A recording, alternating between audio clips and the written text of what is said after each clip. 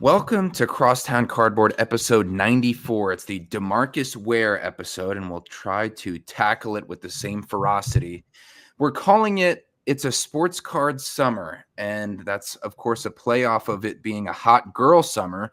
Craig and I are neither girls nor hot, other than, it being the temperature outside. And that's Craig at New York City Sports Cards, the math teacher, the soccer coach in New York City, where it is hot, but not as hot as it is down here in South Carolina. That's where I am, a sports storyteller in Greenville, South Carolina, at Carmine's Cards. And while we're shouting out our Instagram tags, we want to shout out our YouTube followers and subscribers, because we just passed the 400 subscriber mark on YouTube, which we were putting out a call to action. We were stuck around 390 for a while, Craig. Finally, our faithful watchers who weren't subscribers hit the subscribe button, got us over 400, gave us a little bit of added juice, increased our intensity heading into the national, gave us a little bit of a pat on the back. So we're really excited about that.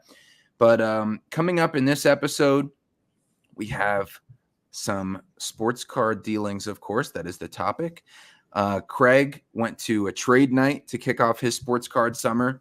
I went to a card show here in Spartanburg, South Carolina, and we also made another deal between each other, which we'll get to, involving the newest coach in the NBA. But first, Craig, it's a sports card summer. So what's your feeling on the summer beginning and about to lead to the national? And you just actually took a break from the hobby for a short period of time. That's right. Now, it is officially summer. So we're not lying when we said it is officially sports card summer. But what I mean by that is, with national being at the end of July, I feel like that's the moment. That's the event that we all look forward to.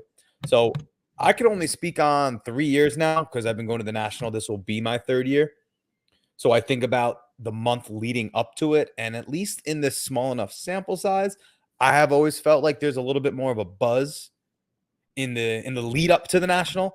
Maybe that's just me being a teacher and approaching summer break. I have 3 days left of work, so the feeling is unbelievable. So obviously that is aiding to my hobby feelings right now, but I always do feel like leading up to national, there's more trade nights, events, shows, and everyone's doing those last minute buying and selling and deals to get ready for that. Not to mention it's just summer and it's just good vibes. People like being outside in the summertime. So it's officially a sports card summer. You went to a show. I went to a trade night. I just got back from camping, real like off the grid, no cell phone service, 2 days, canoes, tents, the whole deal, camping for 2 days, where I didn't look at Instagram for 2 days. I definitely thought about my collection and my direction, but no direct involvement in the hobby for 2 days. And it was really nice. I came back. I didn't miss anything. Shocker, right? You take 2 days off, the world goes on, everything's going to be okay. Yeah. But we're right back here. I touched down from camping about an hour ago. We're right back on the pod. So let's get ready to rock, and let's talk about some cards here. So when you were thinking about your collection, Craig, even though you were probably looking out at the stars, or maybe, I don't know if your tent was see-through, but I'm sure you had a lot of trees. What was that time away from the hobby? How does that, because you've been ramping up, buying the collection, getting ready for the national, and constantly staying active in the hobby. What did the time away, how did that affect your mindset toward this sports card summer? I think when you're locked into Instagram, or you're at a shop, or you're at a show, you're always thinking about what's next. What's the next move? How can I take these cards and sell them, or take these cards and trade them? When you do not have the ability to do so, like I was the last couple of days, I didn't even have my phone on me. It was just a lot of reflecting, thinking about the moves I've made in the last month or two. What's the point of those moves? Where's that going to lead me? What do I hope to get out of this next month? What kind of cards I hope to pick up? So it gave me a chance to reflect. And what it made me realize is that I am so confident and secure in where my collection is right now. Not my PC. That's a given. I love my PC. But as far as my inventory and my ability to take that inventory and sell it for a profit or trade it into stuff I like, I'm just feeling great about the position that I'm in right now. Why do you feel so great about it? What were you thinking about, reflecting on, that you were like, oh, that's good? I thought about the collection buyout that we talked about a couple episodes ago and how much work I've been able to put into slowly consolidating that collection and thinking about what's left, the cards that I plan to keep from that collection, the super, super low entry point I'm into the rest of the collection for, and taking everything that's left, including a few things that are out for grading. And I think about if that's my table at a show or if that's what I bring with me to National to trade, I am confident in my ability to move that stuff and make some dealings. Isn't that great when you can reflect and you feel good about it? That's I'm really glad to hear that. And also I between the last podcast and this podcast, I'm officially booked for the National flight, day passes to the show. So definitely if any of our viewers and listeners see us, come up and say hi. And we love any messages on Instagram, which we've been getting a lot of. I think maybe it's the 5 or 10 new subscribers we got on YouTube, really trying to reach out and be active. But no, it's great. So we got that at the last National, speaking with some people who follow our journey and join in and, listen to the podcast, follow along and share this positive hobby experience with us in our collection. But so if that happens, of course, we'll still be recording up until and through the National, including our 100th episode, Craig. We plan to record at the National. 100 episodes. Wow. Yeah. So we're closing in on that. But why don't you start us off, Craig, with your time at Bleecker, one of your favorite places to be? Bleecker Trade Night was this past Thursday, yeah. And we've talked about Bleecker many a times on here. They do a lot of cool events where it's not just trade nights, but maybe it's an event hosted by someone in the hobby or hosted by a musician or a Pokemon trade night or a kids trade day. So I love that Bleecker's getting involved with all these different types of events at their store. But what really got them started, in my opinion, was their traditional trade nights. Not hosted by anyone, no frills, people, cards, and space. Yeah. And that's what this past Thursday was. It was one of the people, cards, and space. That's a great way to put it. Vibe. So vibe too. Can't forget about the vibe. Vibe is like the fourth underrated ingredient. Yeah. And you realize at this point I go to hang. Yes, deals happen, but you go to hang out with your friends. Like every deal that I made there was with a friend or an acquaintance. So I like trade nights because it's even playing field for everyone, right? There's no, I run this table here, so I got to make my costs. It's even playing field for everyone. Everyone should win in every deal that happens. Yeah, true. So I didn't really go in there with much of a plan. I brought 2 cases of cards like this one right here. It can only fit so much. And then a small white box. The white box is gone. I was able to move enough stuff where I was able to get rid of that small little white box. And I got rid of some cool cards, but also a lot of fluff. Oh, yeah. You love to get rid of that fluff. Yeah. Not to be confused with marshmallow fluff. And I had a lot of marshmallows this weekend camping, let me tell you. Did you ask for some more? I did have some more. Good for you, bro.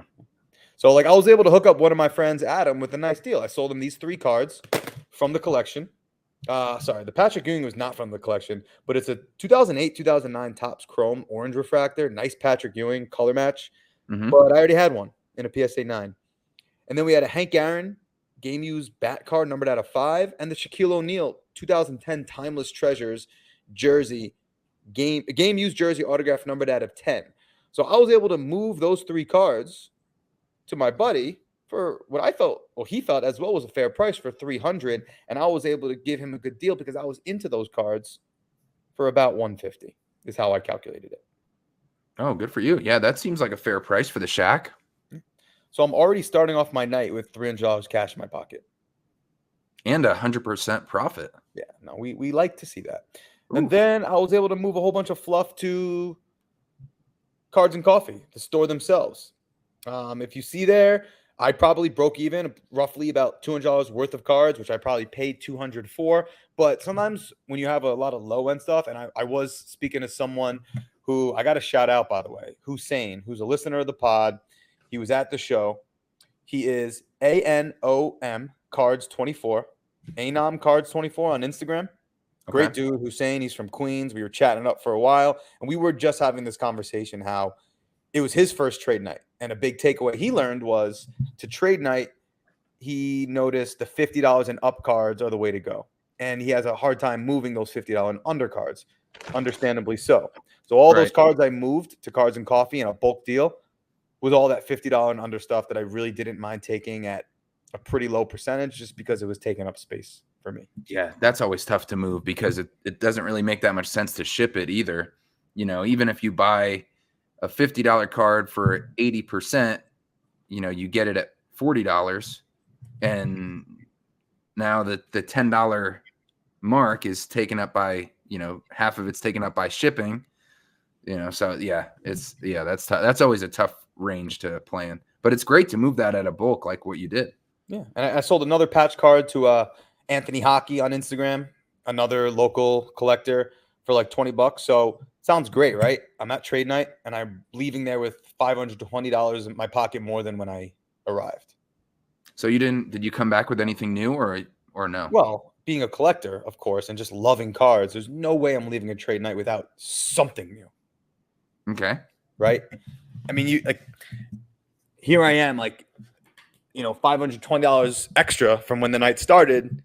Oh no, I didn't get any cards, like champagne problems. But I was able to make a deal because, again, I can't leave there empty-handed. Just something about the thrill of owning a new card, whether or not you're going to keep it for good, it's just a fun feeling. Right. Flavor of the week, if you will. I was able to trade a J.J. Watt rookie autograph and a Des Bryant rookie jersey autograph out of 25. Those cards together are valued at about 100. I am into them for 0 because they came from the collection. Okay. Wow. So I was able to take those two cards. Again, a J.J. Watt rookie autograph out of Sage and a 2010 Absolute Des Bryant rookie jersey autograph out of 25. I traded those two plus $75 cash for a 2023 Topps Transcendent Big Poppy autograph game used patch card. Ooh, I like that a lot.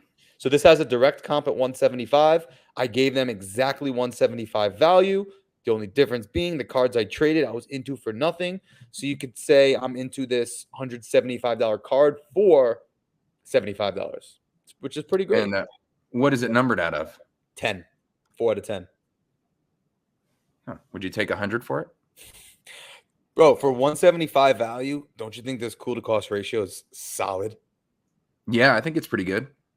I mean, his stuff in general, the cool to cost ratio, which is why I have a lot of Big Poppy stuff that I've been talking about, is very the cool to cost ratio is great.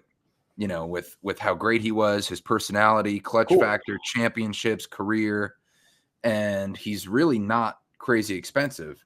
So I think in general, he's including that card that you picked up, his cool to cost ratio is fantastic. Yeah. So I left the night with about $500 in my pocket and a David Ortiz game used on card autograph patch out of 10. Just, again, types of cards I think will do really well for me as we approach national, events leading up to national, and so forth. And, just got to hang out with friends, look at cards, meet new people, meet a couple people who listen to the podcast like Hussein, and just have a good time. So Bleecker Trade Night never fails. Shout out Hussein, shout out Bleecker, and everybody else in between. That sounds like a great time, bro. Oh, yeah. Good for you. Classic. You mentioned the Bleecker Trade Night and then all the other offshoots that they have. But at McDonald's, the hamburger is the staple. So you always know you can trust a Bleecker Trade Night just like a McDonald's hamburger. Even though there's other things now on the menu, it's the tried and true method. All right, bro. So let's talk about. You went to the trade night. I went to the card show, and I picked up. And I'll surprise you with my pickups because I like to save them to get your authentic reaction on the podcast for the betterment of the sports card community. So I got 5 Troy Aikman autographs, graded. Okay, these are from Sometimes 4 is just not enough. Yeah, that's what I was thinking. And I'm like, do you have a 5th? And he pulled out the final. No, I'm just kidding. It wasn't that dramatic. But apparently Proline Profiles in 1992 did this autograph set of 9 cards for Troy Aikman. And I got 5 of them here from this guy who was at the card show in Spartanburg, South Carolina, the Boiling Springs Sports Card Show. Was it hot? Yeah, it was well, I won't say a hot girl summer. It was mostly guys, but it was a sports card summer.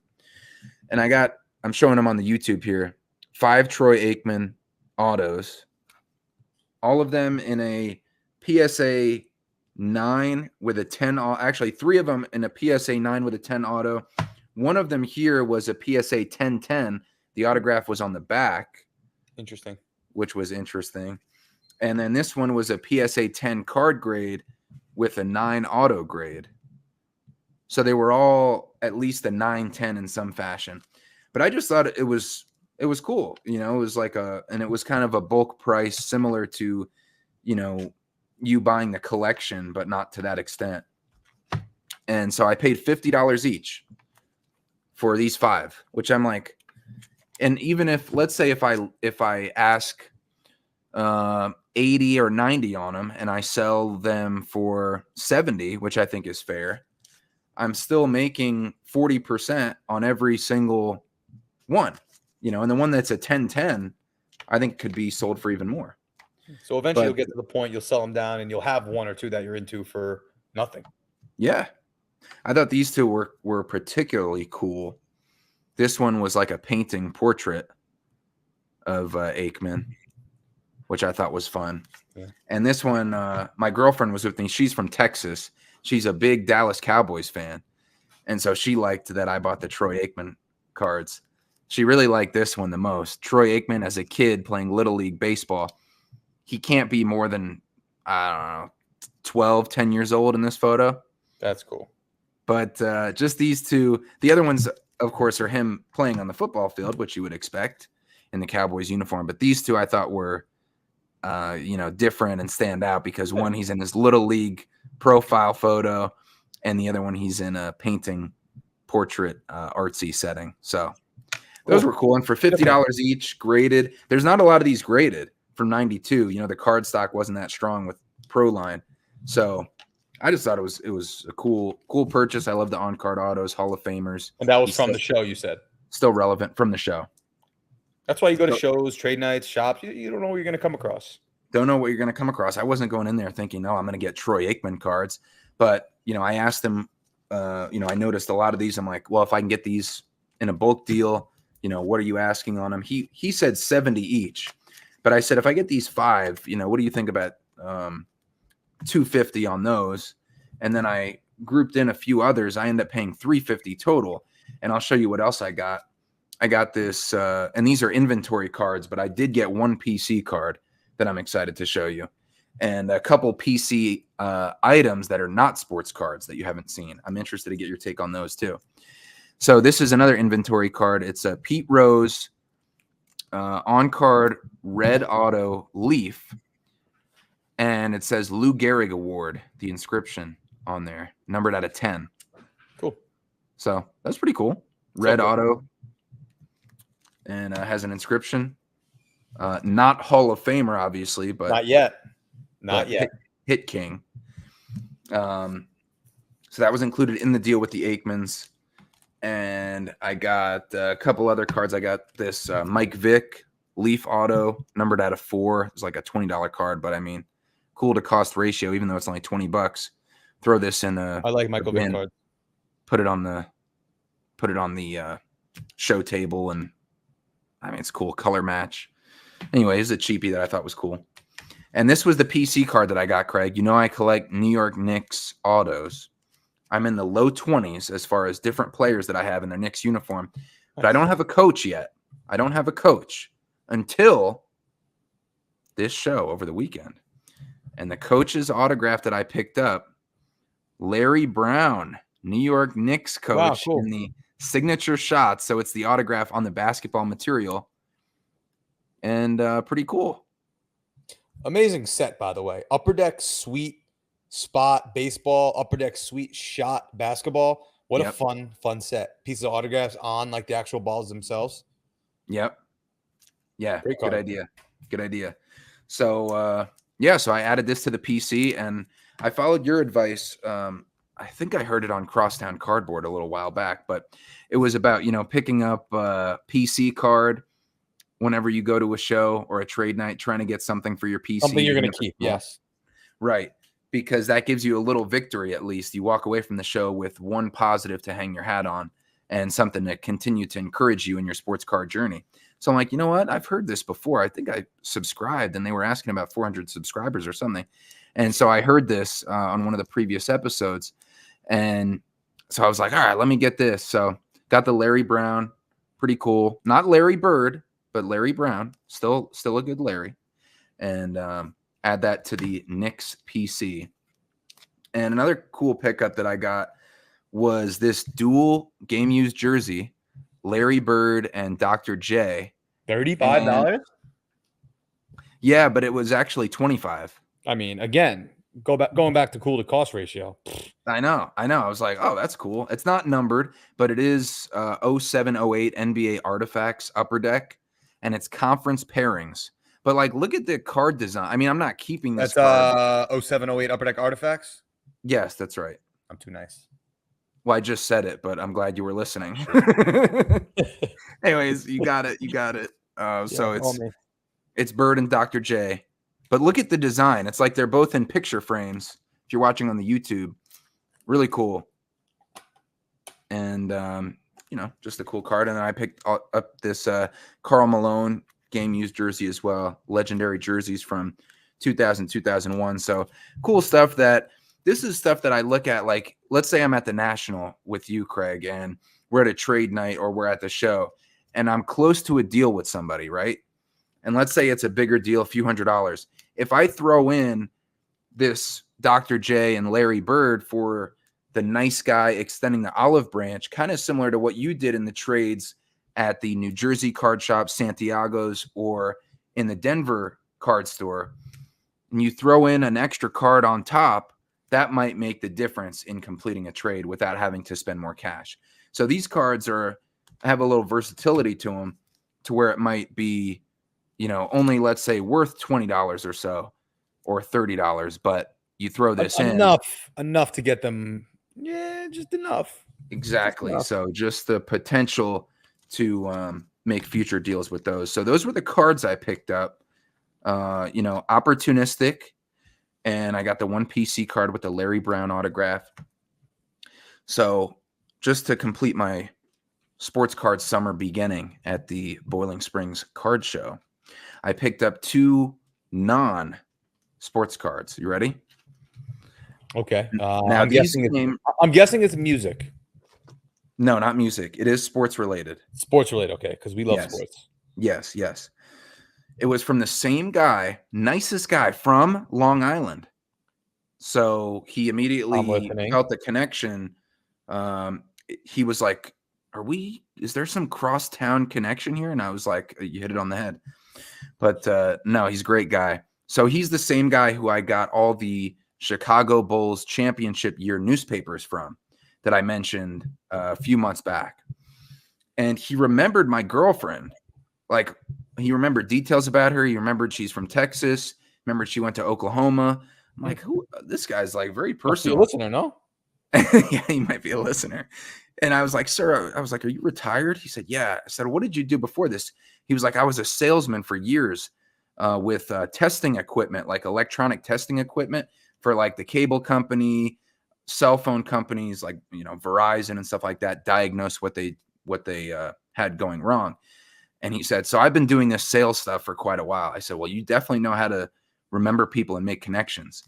So anyway, this guy was great. Couldn't have been nicer. He remembered that I bought all the Chicago Bulls newspapers from him, 13 of them back then for like $2 a piece. Really cool. I went through them on one of the podcasts a few months ago.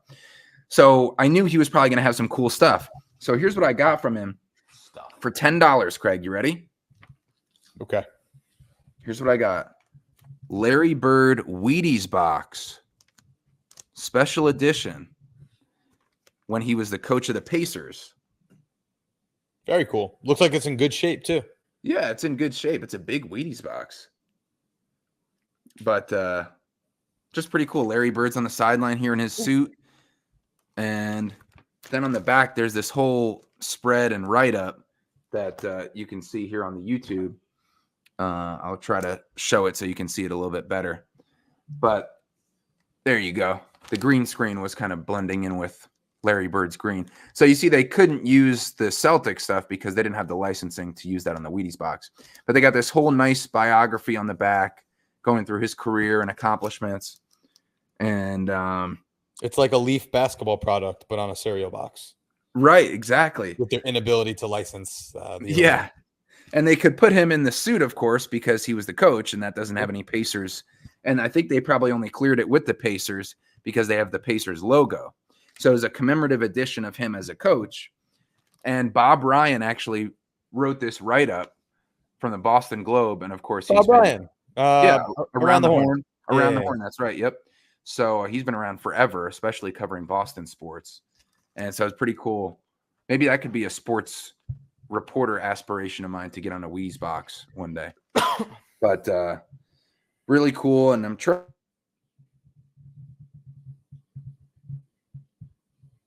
Expiration date on here that it says 6/98. So I'm guessing this was in the late 90s when they had this write-up on it. But that's pretty cool for $10. What do you think about that? That was part of that item itself was $10. Yes. I mean, you can't really lose. You're a Larry Bird fan. It's a different type of item that you wouldn't normally find. Yeah, might be. Yeah. Why not have some fun? Why not have a little fun?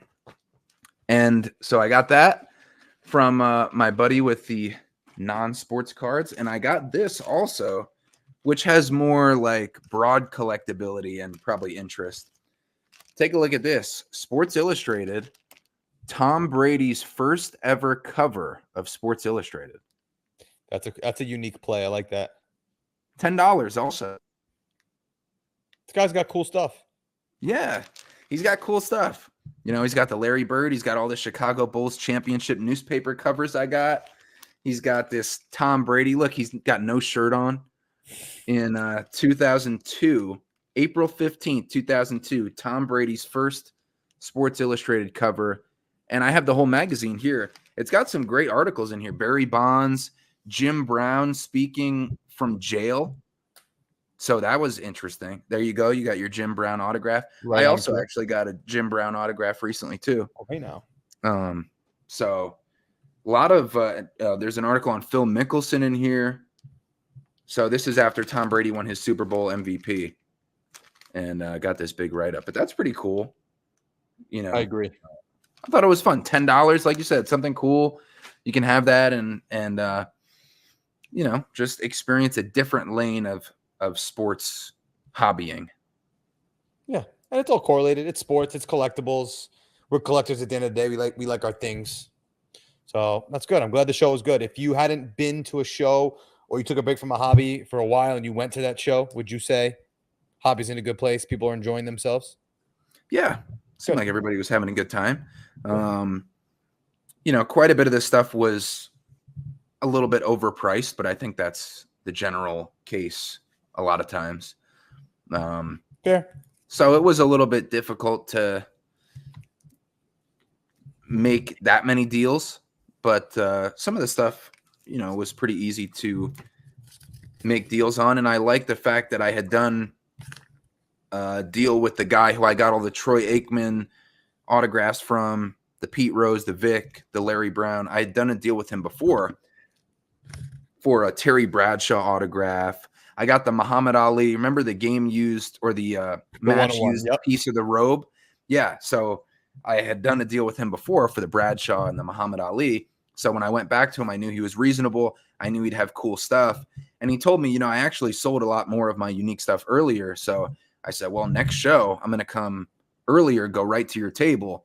And because now we have a good rapport built up and work something out for like more of his cool stuff before it goes to other people at a fair price. There's a correlation here. You've done multiple deals with him and you go back, you're doing more. Just like when I go to Bleecker Trade Night, even though I'm always meeting new people, it does feel like, for me at least, the deals that I do are with people that I know already. And it's just that, because like, who doesn't want to do business with someone you already have a relationship with? Right. You already have an understanding. That person's fair. You're fair. You know you have money and they know that they can accept your money for a deal that makes sense for them. It's great. Yeah. You build up that connection, just like with the guy who I bought the Bulls newspapers from. And now here he is. He gave my girlfriend 2 free pins for the Dallas Cowboys, like Emmitt Smith and Troy Aikman pins that she's going to send to her 13-year-old brother back home in the Dallas area. So just great. Now I got 2 cool things that I never expected with the Tom Brady Sports Illustrated cover, the Larry Bird Wheaties box. Would have never thought that, but that's the joy and the kind of childlike adventuring that you like to talk about, that you're so good at capitalizing on at these shows, that I just, it's a great aspect of the hobby that you come home with things you didn't expect and get to have fun with it. Speaking of getting cards that you didn't expect. Oh, I got a nice mail day. Okay. What'd you get? Well, I didn't know what this was at first. I thought it was a card that I bought on eBay that I smashed Buy It Now on, but it's not here yet. So I'll save that for the future because this card is ridiculous. Okay. under $100. But anyway, I got back from camping. I got this note. Craig, aka New York City Sports Cards, I wanted to get you something to show support of the Crosstown Cardboard podcast. I appreciate the weekly entertainment from you and Carmine, and I can imagine the time spent to make it happen. Keep it going. I saw this card and thought it had an incredible cool-to-cost ratio and would fit perfect in your new PC. I think it reflects a little bit of my collecting style, and I hope you enjoy. This is a first-year white parallel prism out of 175, Jalen Brunson from Hobby, and a perfect color match for Brunson. By the way, this card looks really well-centered and clean, which is also a rarity at times.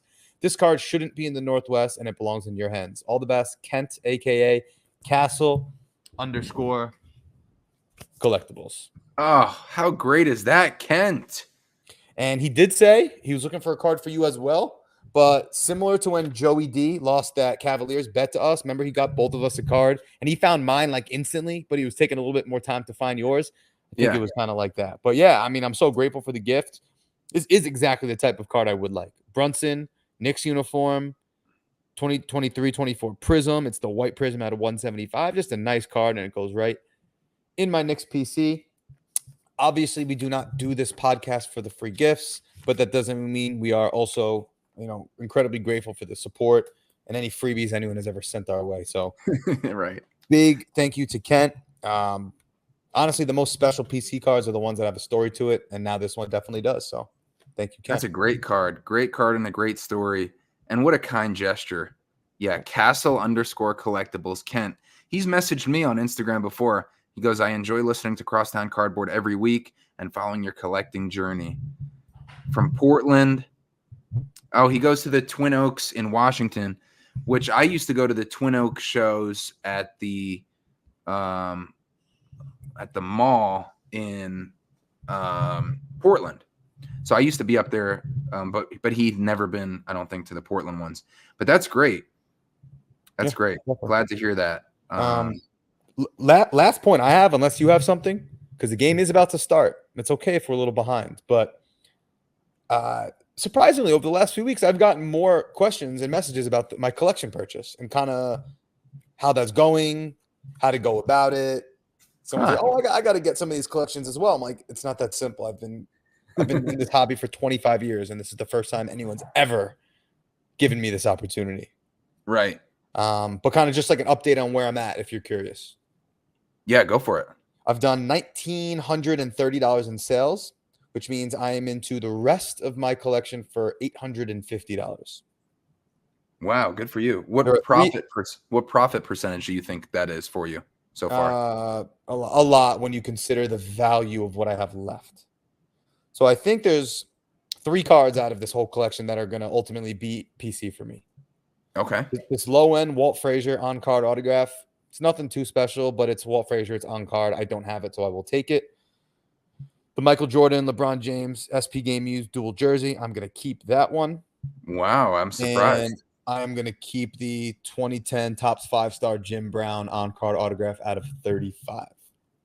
That's a cool one. That's one that really wowed me with the eye appeal and just the instant way it hits you with the gold border is really awesome with the bold blue autograph.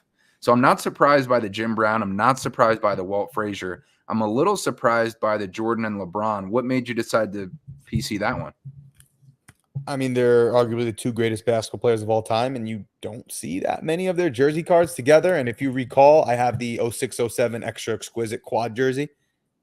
the set that we like. I have it in LeBron. I have it in Jordan. Why Right. not also have a dual game worn jersey? We always say on here, what do I want my collection to look like in 10 years? Mm-hmm.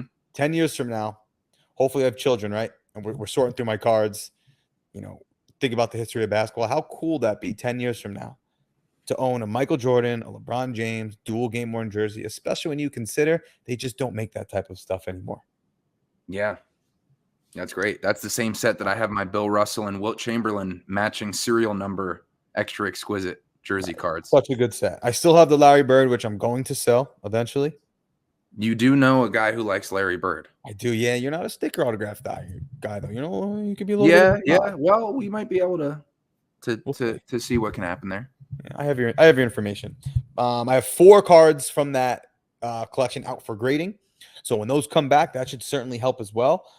So the story's not done yet on this collection, but that's kind of where I'm at right now. I know 2 cards that I'm keeping in the PC. I've got 4 cards out for grading.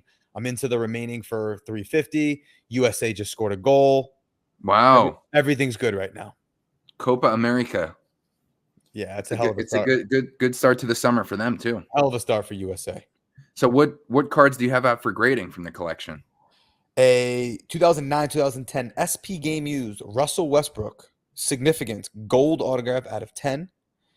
A Cameron Hayward from 2011 National Treasures for the Steelers fans out there. Rookie autograph out of 99. I also have a Russell Westbrook 2008-2009 Top Signature Red out of 869 rookie card. I just thought it looked super clean. And a James Harden 2010 limited autograph numbered out of 25. My thought process was I am basically into those 4 cards for nothing. So I'm only going to be into them for the cost of grading. I splurged a little bit. I went with the value plus, $40 per card. Hopefully get it back sooner. And yeah, as long as I cover the grading cost, it's still a W, which I should be able to. Okay. Well, good for you. Good for you for finding multiple lanes to get rid of this collection. Some grading, some PC you're keeping, some quick movers on eBay, some movers at the show in a bulk way to Cards and Coffee. You're doing a great job parsing it up and fitting in the cards that fit into that situation to unload them whatever way makes the most sense. Yeah, and we talked last episode about having fun. Let me tell you, if you're a card geek like I am, there's not much more fun than taking a big collection and piecing it out and figuring out where this card's going to go, where that card's going to go. How am I going to trade these? How am I going to keep this one? I love it. It's such a rush.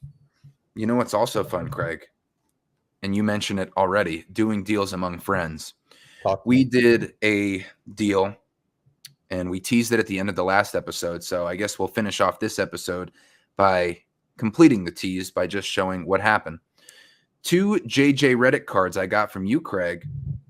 Straight cash. You gave me first dibs on them, which I really appreciate because JJ, along with Larry Bird, along with my Knicks autographs, along with my Clemson PC, are 4 different lanes, among some others, cards that have meaning. But those are 4 of my PC lanes: JJ, Larry, Clemson, and New York Knicks autographs. So I added 2 cards to my JJ Redick PC. You said 85, I said 75, and we said deal with your classic handshake emoji. One of them was a Bowman Sterling RPA, but it's really just a jersey. JJ Redick on the Orlando Magic. Say RPA. Can I say RPA? No, you can't. You'd be lying. Rookie jersey autograph. Can I say RJJA? You can. You can say that if you really want. It could be a triple J, a jersey of JJ. But here's what it is. It's the Bowman Sterling, just the blue napkin. So it's not a patch, but just a cool, cheap autograph, rookie autograph of JJ Redick. Pretty cool. And here was the big banger that you were excited to show me. This is Court Kings auto, and definitely a patch on this one, numbered out of 25, game used, big part of the letter in Clippers, right, Craig? Yes, I think we concluded it's the E from Clippers on the front of his uniform. Because it's got the cursive, you can clearly see it. And the portrait finish on Court Kings, one of the most underrated maybe sets, and the reason for it is the Court King set has that portrait finish where it's like kind of matted. You can see it gives it like an artsy feel to it. I've always been a big fan of that. Definitely is. It's called Sketches and Swatches on this Cool. one. But huge patch. I mean, wow. One of the Filthy. nicest JJ Redick patches I've seen. And I think I'm up to 15 JJ Redick cards in my PC between patches, autographs, some parallels that were other viewer and listener gifts around Christmas time, which were really much appreciated and very nice, just like our buddy at Castle Collectibles. But yeah, so I got another deal done with us, Craig, and 2 more JJs in my PC, and I appreciate you thinking of me and giving me first dibs on them. Definitely. That patch card was in high demand. I had multiple people reach out about it. I'm like, listen, when you and I record 93 straight podcast episodes together, I'll give you first dibs. But right now, Carmine gets first dibs. Thanks, bro. And it was funny because right after I got those in the mail, he was named Lakers coach for 4 seasons. So I know you don't collect the JJ Redick cards to move, but him becoming head coach must have helped at least the interest in some of your cards. Oh, I'm sure that, yeah, definitely. With that big news, he's so young. He's got the podcasting huge following. I think he has 1 million subscribers on YouTube. So, you know, like we say, we don't like to shout him out because we're trying to slowly creep up toward that number. Yeah, we're big time competitors. So now going into a head coaching role at his young age of the Lakers with LeBron, maybe Bronny. He's going to have all the spotlight. I'm sure his cards are, you know, going up in value. But yeah, I mean, I don't really have any desire to move mine because I like my JJ collection. And honestly, most of them aren't worth that much anyway. Like, it's not like I have big, like an exquisite RPA of JJ Redick or something like that that would, you know, skyrocket in value. So no, I have no desire to move that PC.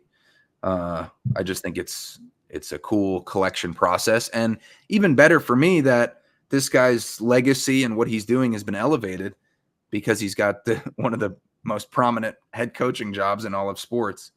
So just kind of a coincidence, but it's fun to be like, I was here with JJ when not as many people were with him.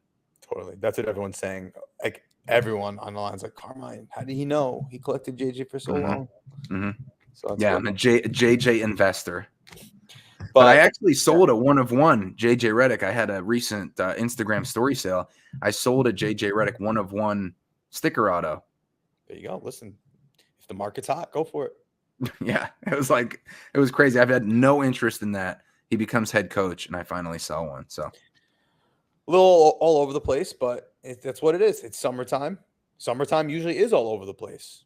You hit a trade night, you hit a show, you make some deals, you plan for national, which is basically like planning for a vacation. So I guess for anyone listening, I hope you are having a great sports card summer.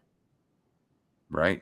Well said. And we'll try to get at least one guest on before the national, and then we'll start some of the episodes, you know, mindset or mentalities about national. I'm sure we'll cover that, what we're bringing to the show, and, you know, some plans, kind of like what we did last year, which is crazy to think that, you know, we prepared for the national last year on the podcast as well.